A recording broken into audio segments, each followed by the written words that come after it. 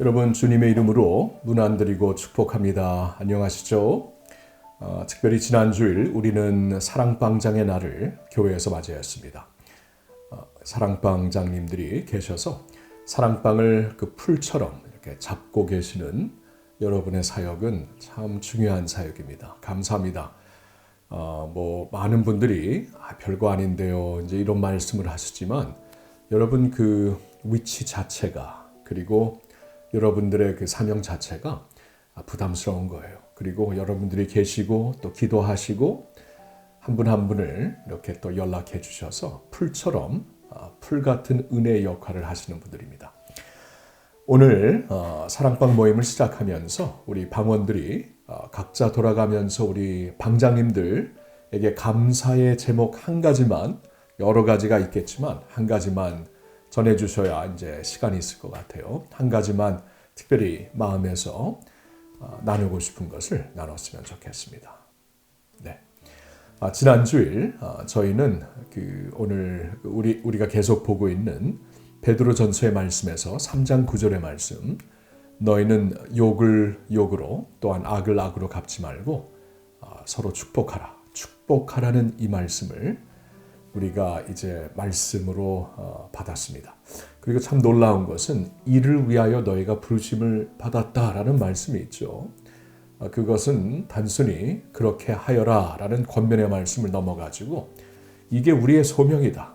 이 일을 위하여 하나님이 우리를 부르시고 우리를 이 세상에 남겨두신 것이다 라는 의미가 되는 것이죠.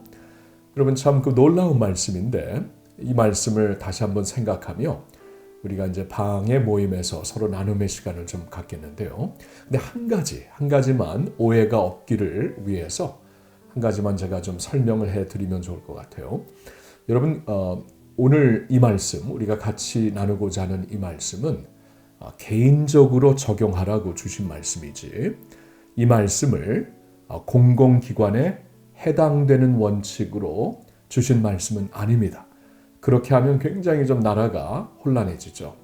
여러분 공공기관, 정부, 법정, 경찰, 군대는 공정하게 모든 것을 공정하게 다뤄야 되는 기관입니다. 그 일을 위하여 이 세상에 또한 정부를 주셨다고 이미 그 2장에서 베드로전서 2장에서 말씀도 하시지 않았습니까?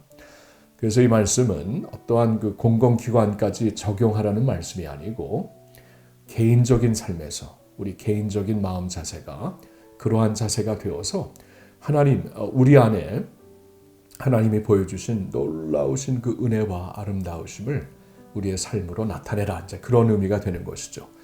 네, 그런 면에서 오해가 없기를 바랍니다.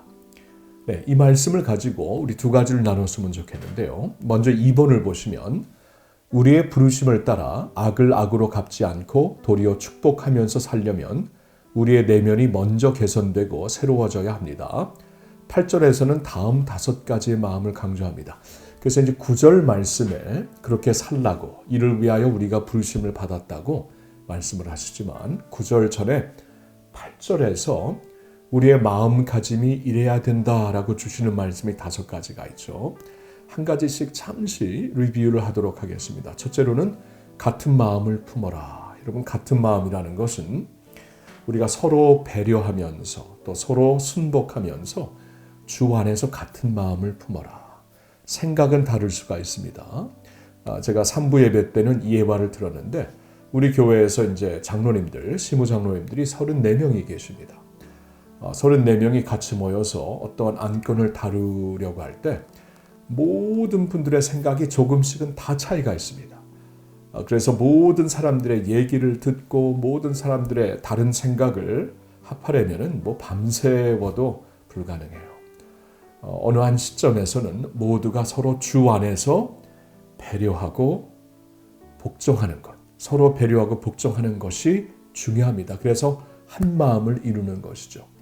그런 마음을 가지라는 것입니다. 같은 마음을 갖고, 두 번째로는 동정하는 마음, 동정을 가지라고 말씀을 하시죠. 동정이라는 것은 상대방을 이해하고 존중하려는 마음입니다.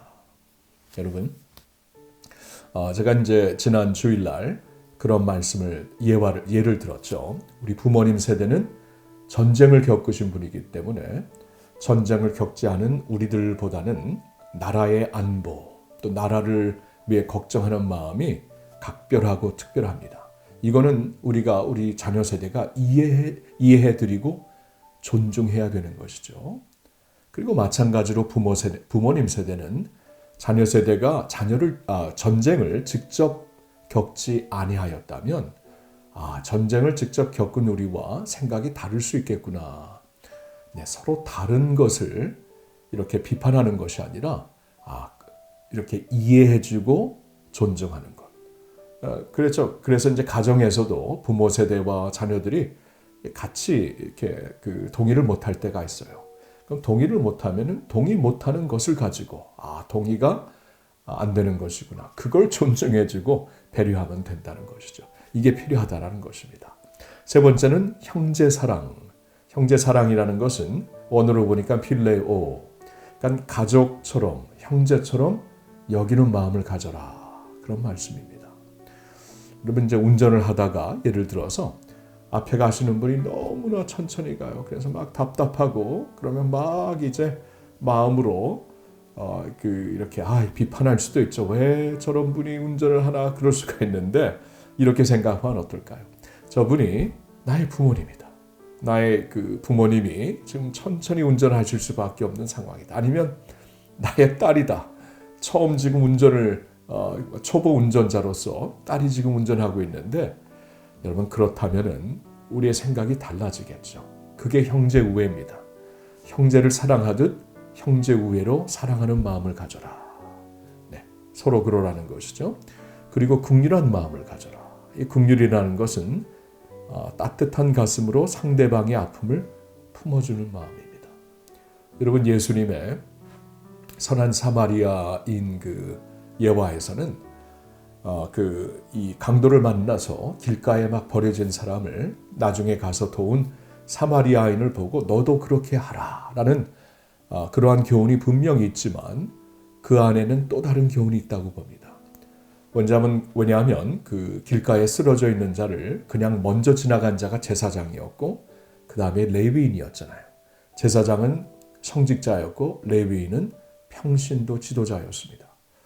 여러분 주님의 이 긍휼한 주님의 대표적인 마음이 긍휼인데 이 긍휼한 마음을 가장 먼저 성직자들이 가졌어야지.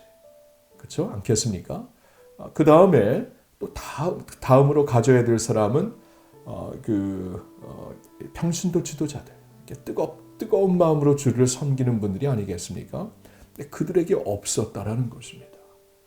그러니까 이 교훈도 주시는 것 같아요. 선한 사마리아인처럼 너도 가서 그렇게 하여라 라는 교훈이 분명히 있지만 왜 그런 마음을 가져야 되는 너희들이 그런 마음을 갖지 못했느냐라는 주님의 안타까움이 그 안에 있는 것이죠. 여러분 우리 안에 긍휼한 마음이 있나요? 남을 불쌍히 보는 마음, 그 마음을 가지라는 것입니다.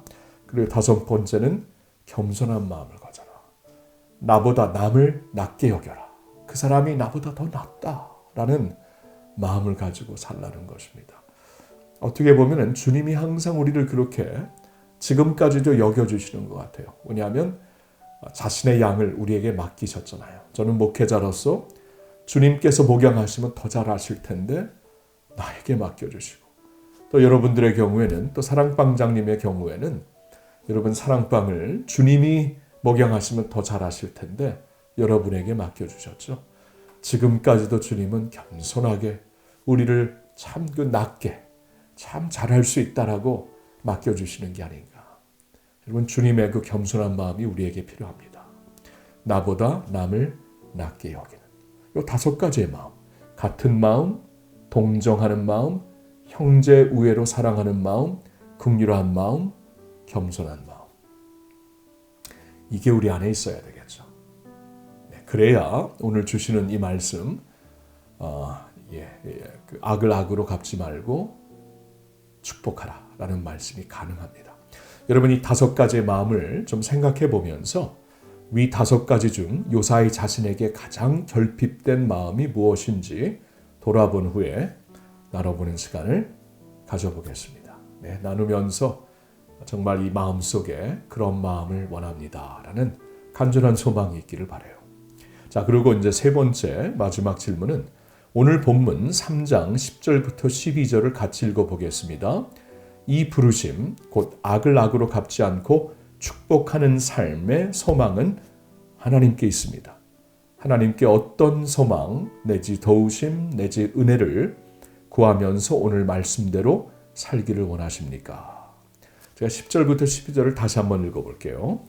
생명을 사랑하고 좋은 날 보기를 원하는 자는 혀를 금하여 악한 말을 그치며 그 입술로 거짓을 말하지 말고 악에서 떠나 선을 행하고 화평을 구하며 그것을 따르라. 주의 눈은 의인을 향하시고 그의 귀는 의인의 간구에 기울이시되 주의 얼굴은 악행하는 자들을 대하시느니라. 여러분, 하나님이 다 보신다. 하나님이 다 아신다. 그리고 하나님이 우리를 책임지시겠다라는 말씀입니다. 이게 good life, 좋은 삶을 사는, 복된 삶을 사는 길이라고 말씀을 하고 있습니다. 이게 참 중요하죠. 왜냐하면 악을 악으로 갚지 않고 욕을 욕으로 대응하지 않고 도리어 축복한다면은 나중에 한이 맺혀서 어떻게 살겠습니까? 그러나 하나님이 보신다. 하나님이 아신다. 하나님이 책임져 주신다. 그러한 믿음이 우리에게 있어야 되겠지요. 여러분, 요사이 하나님께 어떠한 소망, 어떠한 도우심, 어떠한 은혜를 바라시고 있습니까? 네, 그걸 나누면서 그 마음을 가지고 이제 주님이 오늘 주시는 말씀대로 살 수 있는 우리 모두가 될 수 있기를 바랍니다. 할렐루야, 우리 하나님은 살아계십니다. 우리는 하나님께 소망을 두고 삽니다. 오늘도 그 하나님께 둔 소망이 여러분 삶에 충만하기를 예수님의 이름으로 축원합니다.